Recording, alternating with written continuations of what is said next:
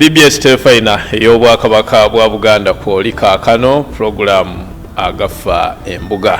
Musajja wa Kabaka abirimu y'ematovu mu Nakalungu ku mutala natitanzikalidde okugibatuusaako. Naye nga bulijjo mbeera n'omwogezi w'Obwakabaka buno bwa Buganda Bulange Mengo nga y'Oweekitiibwa Minisita Oweekitiibwa Israel Kazibwe Kitooke ye Minisita avunaanyizibwa ku mawulire okunga abantu ba Kabaka bonna gye bali era omwogezi wa gavumenti ya Ssaabasajja Kabaka musabe abalamuseeko kawungeezi kano ak'Olwessande ate tulabe ge tunaasobola obbatuusaako mu kadde ke tulina. Obuganda bwonna n'abatulaba ku mayengo ga Telefina ntuusa okulamusa kwange gye muli nembebaza emirimu gyonna gye mukolako abalina ebirungi bye mutuuseeko weewaawo mwebale kubituukako ate n'abalina obuzibu bwe muyitamu tubasaasidde nnyo tubakwasa Mukama Katonda. Oweekitiibwa abantu ba Kabaka baala nnyo okumanya okusookera ddala ekifa mu lubiri. Njagala okubategeeza nti empologoma mweri Ssaabasajja Kabaka ali atudde ku Namulondo y'abajjajjaabe alamula Obuganda. Era Oweekitiibwa tujja kusookera mu buwangwa erimu kusiga erikola Obwakabaka buno abazzukulu twayenjeera Walumbe n'atulabiriza omutaka omubuze ow'ekika ky'Ekiwere Luwonko James Lubaale Zaamuwanga yatugendako era yaterekeddwa ku kyalo Kasiniina mu kibuga mu ssaza ly'e Ssingo. Obubaka bwa Ssaabasajja Kabaka bwaweereddwayo Court Leader Nakate, Minisita avunaanyizibwa ku byenjigiriza ne ofiisi ya Maama Nnaabagereka n'ebyobulamu nga yakiikiridde Oweekitiibwa Dr. Anthony Wamala atabaddewo era n'obubaka bwa Kamalabyonna era nnyinimu yasiimye nnyo emirimu egikoleddwa omutaka omuwummuze.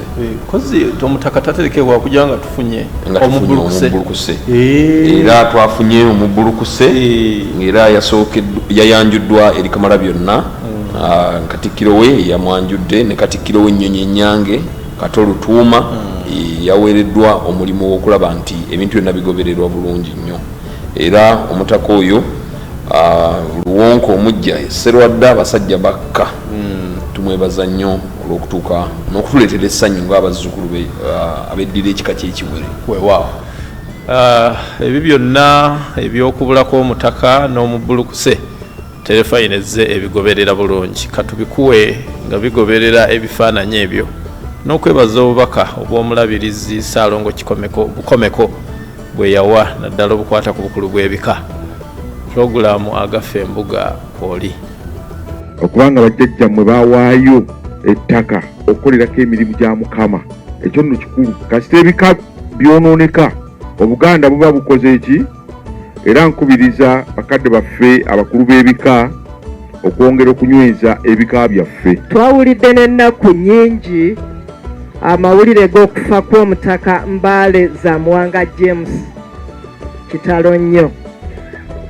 Tusaasidde nnyo Namwandu Ruth Nalumansi bamulekwa ab'Oluganda abako n'emikwano olw'okuviibwako omukulu ono.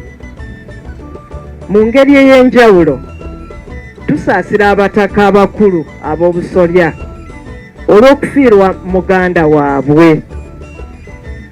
Omugenzi atuukiriza obuvunaanyizibwa bwe mu Bwakabaka era akulembedde bulungi ekika ky'Ekiwere. Twebaza abo bonna abamujjanjabye n'okumulabirira mu kiseera ky'amaze nga mulwadde. Twebaza Katonda olw'obulamu bwe ne byonna bye yamukozesezza.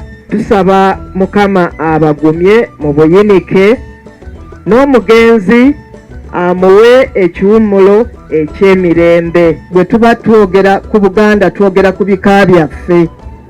Ebika bwe binaabeera ebinafu kitegeeza nti Obuganda nabwo bujja kuba bunafuye. N'olw'ensonga eyo ey'okukunga n'okwagazisa abazzukulu ebika byaffe enkulu mbakubiriza okulwanirira obutaka okusobola okusikiriza abazzukulu okusobola okuddayo. Mulimu okuluubiriranga okutuukiriza mulimu obutatiirira Ssaabasajja Kabaka abafuulanye okugatta ekika ng'anoonya obumu obwettanirwa obwakabaka kitalo nnyo. Kaakati okuva leero otudde ku bwaluwonko bwa Kiwere, tolidde bwami otute buvunaanyizibwa. Mutabani wa Mbaale za Muwanga James kaakano omubuze abadde mu ntebe ey'obwaluwonko era nga muzzukulu wa Ndiyimirira agalamidde Bulemeeza Lukungu naye yali mu ntebe ey'obwaluwonko. Omubuze yabula nga 12 ogw'omwenda amawulire ne gatuuka mu Bwakabaka wano nti Omutaka Luwonko Mbaale James aseeredde. Omukubiriza w'olukiiko lw'abataka yatutuusaako amawulire gano era n'ategeeza nti enteekateeka zaali zikolebwa okufuna omubbulukuse era n'okutereka ate omubuze. Ogumu ku mulimu gw'abeekiwere kwe kuba eŋŋoma nga Kabaka anaalabika eri Obuganda, Abaganda bamubugirize. Simanyi oba omulimu ogwo mugumanyi? Mulimu gwammwe Kabaka nga yasiimye okulabikako oba Kyaggwe oba Ebuddu, abeekiwere mwine eŋŋoma gye mukuba etegeeza Obuganda nti Kabaka ajja kulabika Obuganda, alina okubugirizibwa. Ajja kukola enteekateeka wanjule wa Ssaabasajja Kabaka ng'ennono bweri.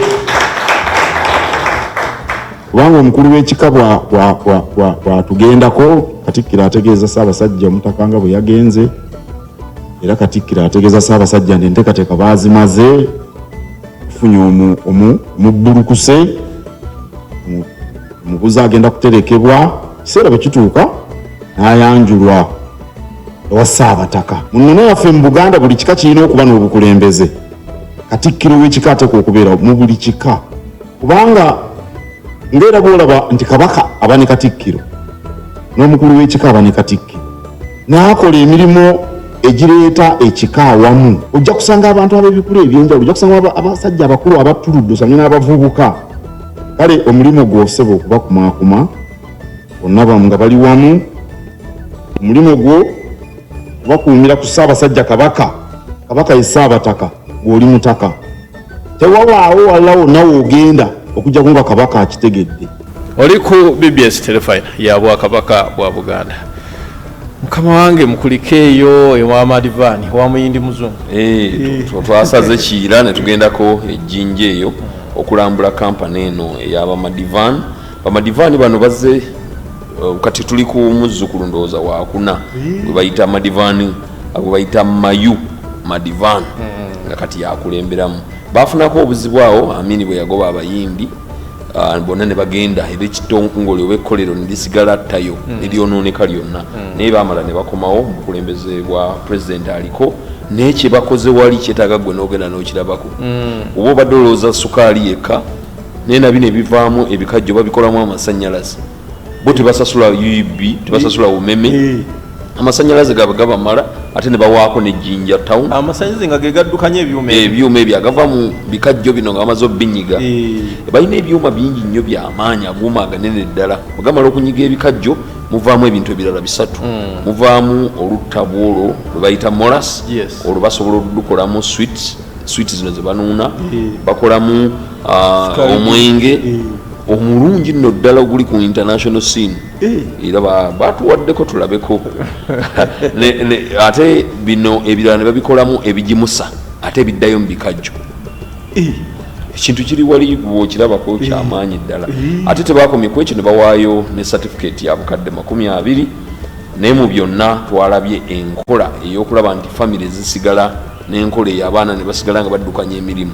Bantu bangi bonna badde bakola emirimu wano mu Buganda, bw'amala okufa nga nabyo bifa. Olulambulo olwo lwakamala byonna ewa Madivani katulufunireko obubaka okuva mu bakulu nga bwe bayaniriziddwa.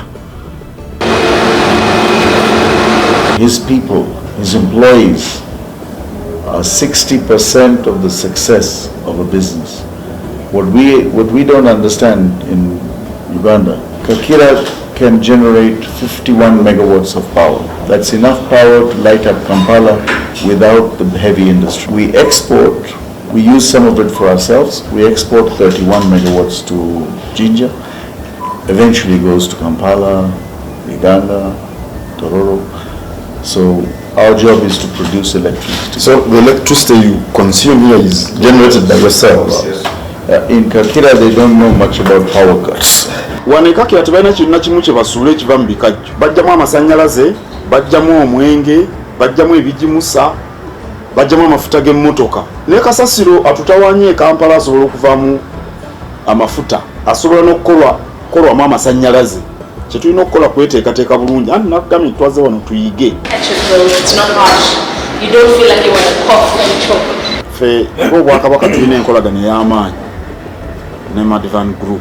Tulowooza tulina bingi ebyokubayigirako, naddala ensonga y'okuddukanya amakolero. Ekyo kimu. Ekyokubiri okugawangaaliramu, era bannayuganda bangi ndowooza balina ebyokuyiga bingi wano. Emyaka 8 nga mutambuza bizinesi ate nga ya munju emu si kya bulijjo. Twagala bube n'amakolero amanene, n'Obwakabaka bwennyini twagala bube n'amakolero amanene nga tulina ebintu bye tukola abantu bye bagula, kubanga n'ensimbi nazo zeetaagibwa okutambuza emirimu gy'Obwakabaka. Naye abali mu bizinesi bamanyi bwe bakola amakolero ago. Atuwagira mu bintu bingi, ne bwe nali mu toffaali najja wano ne batuwa ettoffaali ddene, nakati atuwadde obukadde 20, certificate gyabuze ya bukadde 20. Oli ku BBS Terefayina program agafa embuga. Owekitiibwa bweyavudde ate n'ayolekera Mbogo Mixed. Yasookedde mu Mbogo Mixed.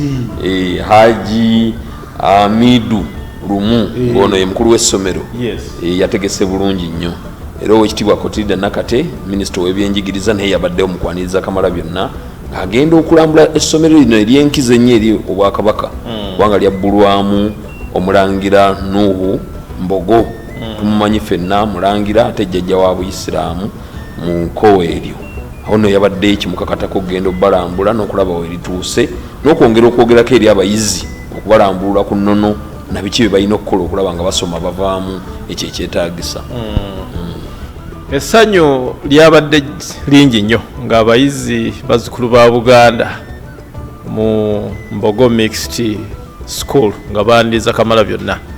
Katufune obubaka bw'ow'omu mbuga ate bwadde bulungi ddala eri ba Musaayi muto bano ab'omulembe Omutebi.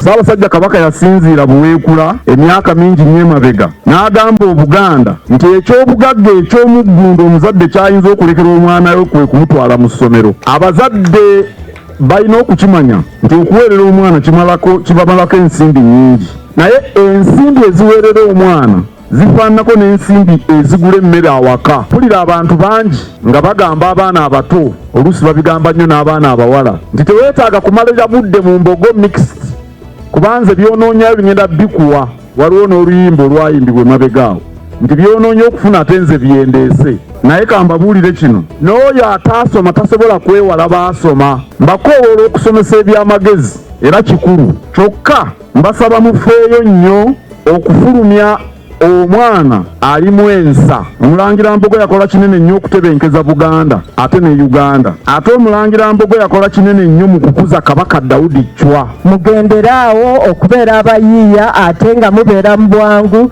n'okweyinulira ebya Ssaabasajja. Naye gwe oyagala okutegeera omuntu alengera ewala, gendako mu bitundu ebitali bya Buganda, erinnya lyo batandise okuliyimba n'okulyogerako buli wamu. Olw'ekirime kiri Ssebo Mukuumaddamula, tuli bawulize nnyo eri Namulondo era tuteeka mu nkola byonna ebibeera birambikiddwa okuva embuga nga bitwetaagisa okuteeka mu nkola. Programu agafa embuga kwokyali. Mukama wange nakulabye lukya lubanga lwa Mindi abenzikiriza kuno nakiikiridde Kamalabyonna ng'abenzikiriza by'obuwangwa bajja okuleeta oluwalo. Obula okuba naawe oli mulongo. Nasose ne ntyamu ne ngamba wange ensaasa oba zigenda kaaba naye twabasanyukidde. Ssaabakabona Jumba Aligaweesa twamulabyeko ng'akulembeddemu banne. Ate waliwo n'omulala bamuyita atali Ssaabakabona nga omwami wa Kabaka wa Wakiso yabakulembeddemu wa mumyuka wano Wakiso mukibi akiriza naye mu bigambo bye nabategeezezza nabasabye okulongoosa omulimu gwabwe abantu baleme kubiyita basamize bantu okubiyita bwe bityo bo bakkiririza mu Katonda ne balongoosezza enzikiriza yaabwe ey'obuwangwa n'ennono etaliimu kusaddaaka nolaba abantu nga babasse etaliimu bintu ebyo byonna era basabye nga bwe tukkiriza abalala okujja mu Bwakabaka okuweereza nabo bajje baveeyo basabeko ku mikolo emitongole oluyita luto balese oluwalo lwa bukadde 5 ate basuubizza okwongerako bali bannaffe era twebaza nnyo maama oli owabasamiza tali maama fiina jajja kula namma baawe Ssaabakabona amawulire gabadde malungi mwebale nnyo ab'enzikiriza y'ekinnansi Ssaabakabona yabakulembedde aligaweesa Jumba oli ku BBS Telefina mukama wange nga situnagenda mu makula kkiriza nange ntegeeza abe waffe Kalungu bannakalungu bannabuddu tuleeta oluwalo ennaku z'omwezi nga 9 Museenene Novemba n'olwekyo tukwatizeeko abaami ba Kabaka bonna nga bakulembeddwamu Vincent Nsimbe Katabalwa Kalungu mumyuka tuleeta oluwalo olwegasa bannabuddu enkola ffe mugimanyi omulangira Daudi Chwa yatikkudde bannasingo ebirabo ebyafuusa amakula nga maze okutuuka mu lubiri Ssaabasajja Kabaka n'asiima tubeebaza nnyo olw'enkola eno ey'amakula ezzeebeerawo mwebale nnyo bannasingo mwebalire ddala ku BBS Telefina kwoli bajjajja ba Buganda famire ya Tamale Mirundi ekyabaleese embuga ekipayupayu abeddira enkima mu kuziika Tamale Mirundi waliwo akatambi akafulumanga omukulu John Salisembuya ng'asaba okujja okwetonda embuga bawandiika ebbaluwa era neetuuka era omutanda n'alagira Kamalabyonna abasisinkane era akkiriza okwetonda kwabwe bazze n'abaana abalala abazaalibwa omugezi Tamale Mirundi bakyala be abakulu abalala mu kika b'olujja ab'enju era mu kyennalabye famire ebadde ngondiivu nnyo mu Bwakabaka be bamu kubaaganyulwa ku miles 8 olwagabibwa abatabaazi ate si kyekyokka omukyala wa Tamale Mirundi omu abadde muweereza mu Lufuka nga muweereza mu Gongolola wano mu Lufuka era baalaze nti bo bamalirivu era baweereza nnyo eri Obwakabaka bwa Buganda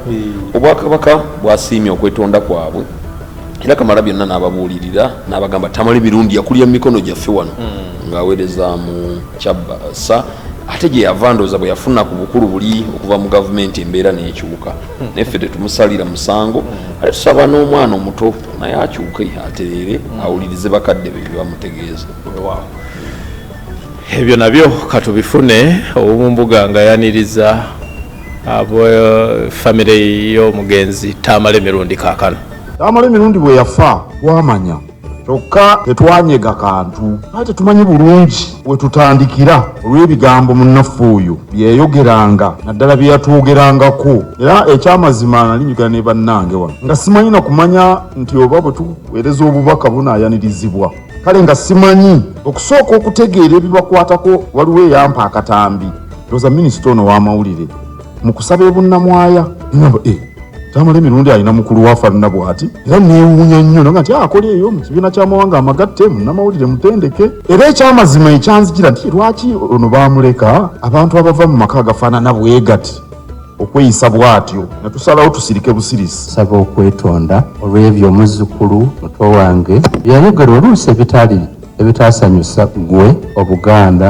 ate ne Ssaabasajja Kabaka ebintu ebyayogeranga ye byalowooza nti byali bya lusaago ebyakola bulungi abantu abasinga babadde batugamba sali mwabava mu Asembuya musirika mutya nga muwulidde omuntu ayogedde ebintu bwe biti ku Ssaabasajja n'Abagereka omwana omuto ssanga lya mbogo atasobola kwerwanako nti Dantisani oyo asobola okunjulira ng'akyali ku Top Radio nakubanga essimu mu studio ne mugamba oggyeko ne bakuba obuyimba ne boogera ndowooza n'ayogerako naye n'amukakkanya puroguramu n'eddamu ng'ateredde ekiseera ekisinga emikono gyange gibadde misibe page esooka ku rules and regulations ey'aba staff ba UN temukkirizibwa kwogera n'abamawulire. Maze ebbanga eryo lyonna nga okuggyako okumuyita n'okkuba amasimu nga sobola kujjanga wano ne nkulaba nga bwe najja ejja kuba lead story. Tuli bawulize, tujja kweyongera okubeera bawulize, tujja kwetaba mu mikolo gya Buganda naddala kati nti tuli free ate n'okulaba engeri gye tuzimba mu Buganda. Tamala emirundi muto yatukaluubirira nnyo naye twasalawo obutamwanukula era tewali mulundi nagumu bwe twanwanukula. Omuntu bw'aba omuntu mulamu bw'asobya yeetonda. Si mmwe mwasobya, mwenna ab'enjulu faaya, si mmwe mwali mwogera ebigambo ebyo ebibadde ebikaawa nedda. Naye wa mu nju yammwe ate azaala ekibi akola kitakiwongerera. Ku lw'obwakabaka bwa Buganda ne ku lwange okwetonda kwammwe nkukkiriza. Era mbabuulidde Ssaabasajja Kabaka bwe yaŋŋambye. N'olwekyo Ssaabasajja Kabaka okwetonda kwammwe akukkiriza. Oyinza okwogera ndaba abawala boogera ebintuntu, bawala bato balungi ne boogera ebintuntu. Balinga abeera nti bajja kukula bazaale abaana. Kituuke ekiseera omuntu agaana okuwasa omwana we ng'atidde nnyina bye yayogera nga takyasobola kukikyusa. Oba abavubuka nabo mbalaba oyinza okwagala okugenda okufuna omulimu ne bajjayo obutambi obwo ne kikulemeswa okufuna omulimu. Ku BBS Telefina kwoli program agafa embuga okitibwa mukulikeyo mu kaliisoliiso ddina. Akaliisoliiso ddina nga bw'ogimanyi bwali basesa tebakomanga okubawulira ku kyabassa, basomesa ne basesa ne boogera ebyemizannyo buli kimu bakyagazi. Abe Mukiibi, PCDN baani bonna nteekateeka gye baleeta eno ey'okuyamba okulaba nti eddwaliro lizimbibwa ery'enkozi egenze mu maaso era tusuubira nti ku luno ligenda kuserekebwa. Twebaza nnyo abaabaddewo, abantu baasanyuse, kyabadde kijjobi nnyo. Twafunye okusanyukisibwamu bashakira abaddemu okunyeenya gali benjole ebyokunywa ebigonvuyirivu n'ebikalubu byonna byaba nagwo weegerera naye nga ffe abanywa ebigonvugonvu era bye twayise.